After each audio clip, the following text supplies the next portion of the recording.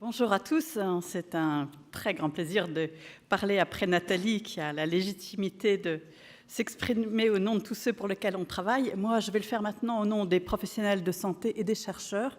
qui sont le deuxième pilier du monde des acteurs des maladies rares, avec les industriels qui s'exprimeront par la suite, sachant que tous ceux qui ne sont ni l'un ni l'autre, ni association de patients, ont aussi toute légitimité à être là aujourd'hui. Mais disons, sur le terrain, nous sommes vraiment les trois piliers. Et donc, si vous êtes aussi nombreux aujourd'hui, c'est la preuve une nouvelle fois que vous avez compris que se rencontrer était ce qui avait fait l'émergence de solutions pour les maladies rares au fil de ces 15 dernières années, puisque ça fait 15 ans maintenant que nous avons successivement des prises de décision publiques basées sur le fait que tous les professionnels s'expriment d'une seule voix. Ne croyez pas que ces rencontres vont être simplement une revue de tout ce qui fait consensus. Nous sommes ici pour travailler, nous sommes ici pour écouter, nous sommes ici pour nous rencontrer. Les patients ont quelquefois des vues que ne partagent pas les professionnels, et les professionnels peuvent être enrichis de l'opinion diverse. Mais nous avons souvent des conflits de priorité, par exemple, avec les industriels, mais si nous ne comprenons pas comment ils fonctionnent, jamais nous n'obtiendrons les produits dont nous avons besoin pour soigner les malades. Donc, ce qui nous a motivés en préparant ces rencontres d'aujourd'hui, c'est de se dire, eh bien, sur chaque sujet pour lequel il y a un peu de polémique, où il y a des divergences d'opinion, où il y a des façons différentes de penser aux solutions, eh bien, écoutons chacun. Donc, c'est pour ça que nous avons conçu un programme où vous aurez toujours, on l'espère, une introduction didactique qui mettra chacun au même niveau de connaissance de où on en est en France, qu'est-ce qu'on a fait de bien, qu'est-ce qu'il nous reste à faire et comment on peut le faire. Et j'espère qu'à la fin, vous aurez votre contribution entendue et que nous repartirons tous avec notre feuille de route pour l'action. Donc,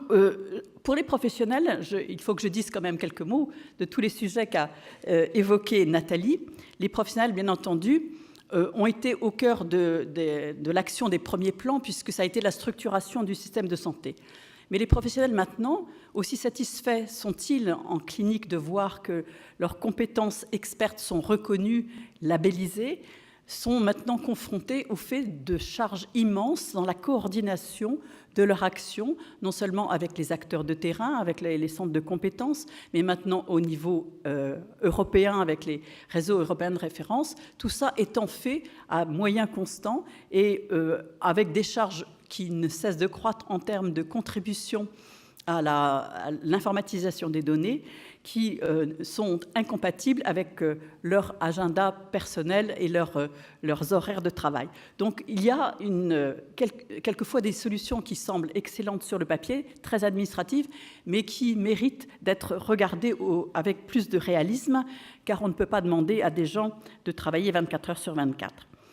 Il y a des solutions qui ont été envisagées dans le passé qui ont un peu échoué, alors que pourtant elles avaient toutes pour gagner, comme par exemple les cartes d'urgence qui avaient été développées dans le premier plan maladies rares. Ce sont des sujets qu'il faut remettre d'actualité, car on sait très bien que ces cartes sont essentielles pour la prise en charge en cas de problèmes sur la voie publique. Il y a d'autres sujets qui ont été évoqués dans les premiers plans, qui ont été moins développés dans le deuxième et qu'on pourrait remettre à l'ordre du jour de cet ordre-là.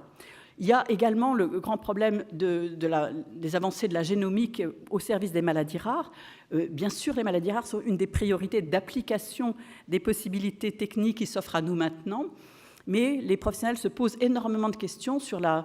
mise en œuvre de ces possibilités, en particulier sur le modèle financier derrière la prise en charge de ces tests, alors que nous voulons bien entendu qu'il y ait une grande équité d'accès sur tout le territoire. Donc ce sont des sujets dont vous aurez à débattre et vous verrez qu'il y a certes des possibilités de solutions, mais que pour l'instant elles ne sont pas trouvées. Ensuite, il y a le grand sujet des données de santé qui a été évoqué aussi par Nathalie. Les données de santé sont cruciales pour faire avancer les connaissances, pour aussi étayer la décision publique. Cependant, recueillir des données de santé de façon organisée, formatée, requiert énormément d'efforts de la part des gens qui rentrent ces données. Et bien souvent, ce sont les cliniciens à qui on demande encore, en supplément de tout leur travail clinique, de faire ça, et d'où les échecs relatifs d'un certain nombre d'initiatives dans le passé. Il faut trouver d'autres façons d'utiliser les données disponibles qui ne demandent pas aux cliniciens de ressaisir des données qu'ils ont déjà saisies pour que tous les projets que nous avons en France et dont on reparlera cet après-midi voient réellement le jour.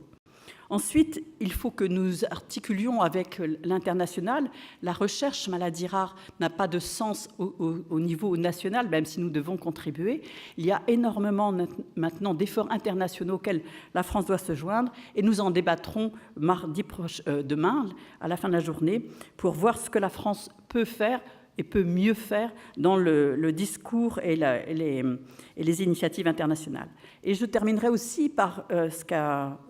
conclu Nathalie, que notre grande idée est réellement de ne plus perdre la moindre opportunité pour les patients et donc de joindre les intérêts convergents des acteurs, ce qui signifie qu'on ne peut plus avoir des actions qui sont purement publiques, des actions qui sont purement industrielles. Nous devons partager tout ce qui peut être partagé et réellement définir quels sont les outils qui sont réellement pré-compétitifs au vu des industriels et réaliser ces actions avec des financements dignes de ce nom, car pour l'instant, on est quand même dans un monde en France où les gens qui se lèvent l'âme tous les jours pour collecter des données, les analyser et répondre aux diverses sollicitations, le font simplement dans une atmosphère de bénévolat et d'engagement personnel sans avoir le support qu'ils méritent. Donc, mon souhait à la fin, c'est que les professionnels, comme les patients, et comme les industriels s'expriment dans les tables rondes qui vont suivre et que vous repartiez tous avec votre feuille de route personnelle pour l'action, car si on attend beaucoup évidemment des décisions ministérielles, ce n'est pas ça qui va changer radicalement les choses, c'est ce que nous faisons chacun au quotidien. Je vous remercie pour votre attention. Je passe maintenant la parole au troisième pilier de ces journées, les industriels.